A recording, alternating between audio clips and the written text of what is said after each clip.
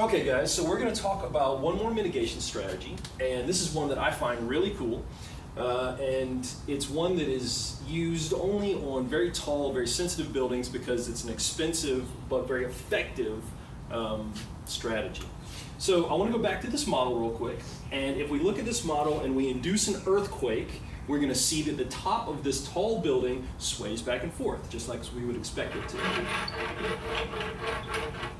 Okay, so my question is, how can we get the top of this building to not sway back and forth if we don't have access to the base of it? Maybe the building is way, way, way too big to introduce rubber bushings because these would punch through the rubber bushings. We probably have already added cross bracing, but let's say that maybe it's one of these really new bending buildings that has open space, so the cross bracing doesn't go from one side all the way to the other. Maybe it's a curved shape. There's lots of reasons that we would want other things, and additionally we want to add, maybe we want to add all of these three together. So the reason that this building, the top of this building, shakes back and forth is because a force is applied to it. Isaac Newton said that an object at rest will stay at rest until acted upon by a force. And the force in this case is shaking. So my question is, how can we create a situation where a larger force is needed to get this thing in motion? Add weight to it. Add weight to it is exactly right. The force that is keeping this from going into motion is inertia. Thank you.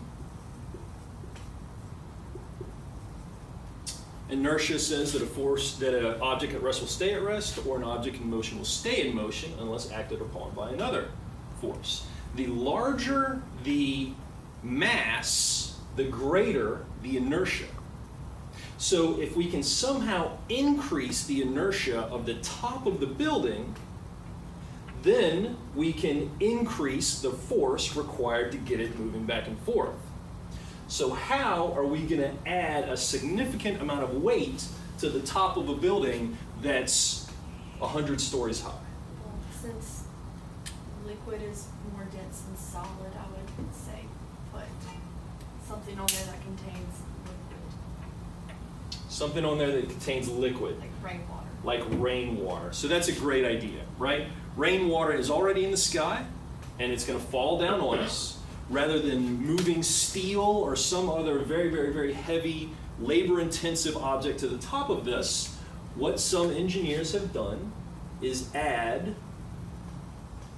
very large water tanks to the top of these buildings that get filled with rainwater.